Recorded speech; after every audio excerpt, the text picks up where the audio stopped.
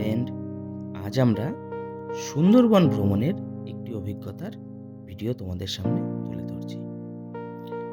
আমরা যখন পৌঁছলাম ক্যানিং স্টেশন থেকে আর একটু দূরে গদখালি নামে একটি জায়গায়, তখন আমাদের একটি বোট এসে এভাবে পিক আপ করে নিয়ে গেল। বোটের মধ্যে দেখছো আমরা 14-15 জন ছিলাম। 14-15 জনেই খুব সুন্দর একটি বসার ব্যবস্থা করেছে। এই যে আমার ছোট্ট মেয়ে নিচে চলে গেছে, সুন্দর এখানে শোয়ার ব্যবস্থাও রয়েছে, তোমরা চাইলে শুয়েও থাকতে পারো। এই ছোট্ট ছোট্ট মেয়েগুলি এখানে রেস্ট করছে, যাদের যাদের লাগেজ এখানে রাখতে পারো। প্রথমেই আমাদের একটি পার্কে নিয়ে গেল। সেই পার্কে আমরা ঘুরলাম ফিরলাম। এন্ট্রি ফি 5 টাকা করে নিয়েছিল। তারপর পার্ক থেকে আবার নদীতে আমরা আসলাম। বেশ অনেকক্ষণ চললো নৌকাটি। নদীতে তোমরা সামনে এরকম সোফাতে বসে বসে সুন্দরভাবে নদী দেখতে পারবে, বেশ আনন্দও লাগবে। আমার তো খুব ভালো লেগেছিল। আশপাশ দিয়ে দেখবি সুন্দর সুন্দর নৌকা এরকম বয়ে চলছে।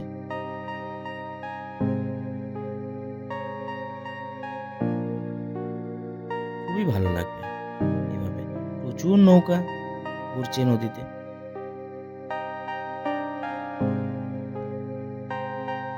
প্রায় সারাক্ষণই এরকম নৌকা যাতায়াত করে। যাই হোক, আমরা আমাদের যেখানে রাত্রিবাস, সেখানে এই যে দেখতে পাচ্ছ রাস্তা, এখান দিয়ে আমরা আমাদের সেই হোমস্টেতে চলে গেলাম। সেখানে গিয়ে তো আমার মেয়ে খুব আনন্দিত।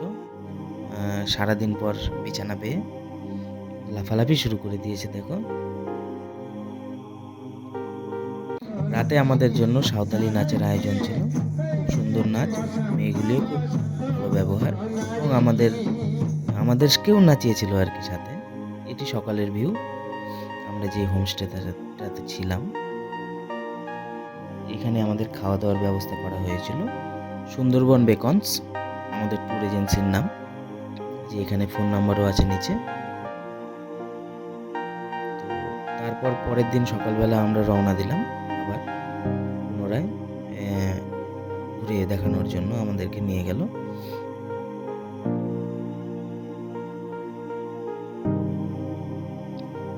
অনেকে ক্যামেরা, তারপর বাইনাকুলার এ সমস্ত ইউজ করে। আমার তো মোবাইলেই যথেষ্ট, আমি মোবাইল দিয়ে ছবি তুলেছি।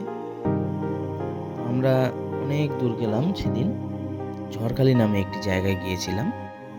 প্রায় 3 থেকে 4 ঘন্টা লেগেছিল আমাদের জার্নি।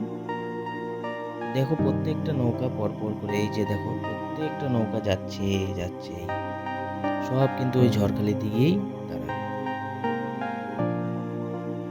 ঝড়খালি যেখানটাতে নামার, এখানটাতে দেখো কি ভিড়।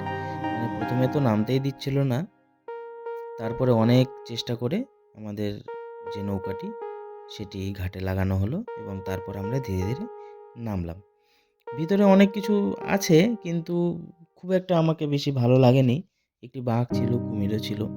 এটা হচ্ছে পঞ্চমুখী নদী। যাই হোক, আমরা সেদিন রাত্রে থেকে নিয়ে পরের দিনই আমাদের ব্যাক করার পালা। 3 দিনের, যেহেতু 3 দিন এবং 2 রাত্রির আমাদের প্যাকেজ ছিল। সাথে একটি বাঘও আমরা কিনে নিয়েছিলাম। ওখানে লোকাল কিছু দোকান রয়েছে। তারপর সজনেখালিতে আমাদের নিয়ে যাওয়া হয়।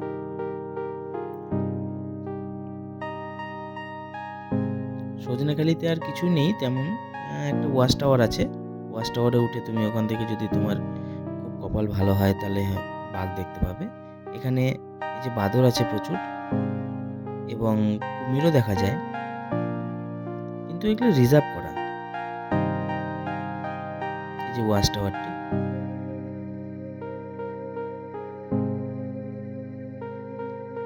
ওয়াচ টাওয়ার থেকে আমরা তেমন কিছু দেখতে পাইনি, শুধু অনেকটা উঠতে হয়েছে, এইটুকুই। এই যে সুন্দরী গাছ, সুন্দরবনের সেই বিখ্যাত গাছ। সুন্দরবনের এখানে একটা ম্যাপ আছে, সেই ম্যাপটা থেকে আমাদের দাদাটি বুঝিয়ে দিচ্ছিল। এই যে আমাদের সাথে যিনারা গিয়েছিলেন তারা। সোনারায় বলা হয়, যেটা বাঘ বলছি। বাঘের অ্যাকচুয়াল নাম হচ্ছে দক্ষিণ রায়, যেটা 18 ভাটির অধীশ্বর। সুন্দরবনের একটা সময় নাম ছিল 18 ভাটির দেশ। 18 ভাটির দেশ ছিল দক্ষিণ রায়, বা যাকে বাঘ হিসাবে আমরা দেখছি। এর একটা কাহিনী আছে, এটা বনবিবি যাত্রা হিসাবে অনেক সময় দেখানো হয়। তা সেইটাই এখানে এখানে যে ঝাঁঝ জোর করে আছে এর নাম হচ্ছে দুঃখে।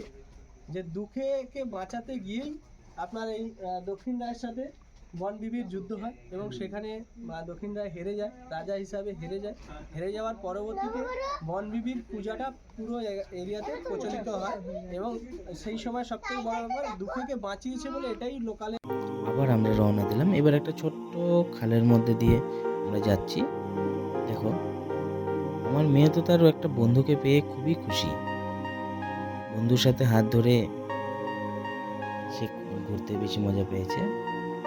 একটা হরিণ রেস্ট নিচ্ছিল, মনে হচ্ছিল হরিণটি প্রেগনেন্ট আছে। যাই হোক, আমাদের গাইড দাদা বলেছিল এটা, আমি তো বুঝতে পারি না। এখানে একটা মিষ্টি জলের এখানে পুকুর আছে, ওয়াচ টাওয়ার থেকে দেখা যায় এটা। আরেকটি হরিণ আমাদের সামনে এসেছিল। আবার আমরা রওনা দিলাম। এবার আমাদের ফেরার পালা। আমাদের সোনার বাংলা ওখানে একটা জায়গায় নামিয়ে দিয়েছিল, সেখান থেকে আমরা এই যে ফিরে যাচ্ছি আবার সেই পুনরায় গদখালির উদ্দেশ্যে। গদখালি থেকে আমাদের পিক আপ ভ্যানটি আবার নিয়ে যেতে এসেছে। এটি আমাদের যেখান থেকে তুলেছিল ইন্ডিয়ান মিউজিয়াম, সেই ইন্ডিয়ান মিউজিয়ামের সামনে নিয়ে এসে ছাড়বে। যে পার্ক স্ট্রিট, অ্যাকচুয়ালি আমরা ক্রিসমাসের সময় গেছিলাম, যার জন্য পার্ক স্ট্রিটটি সেজে উঠেছিল।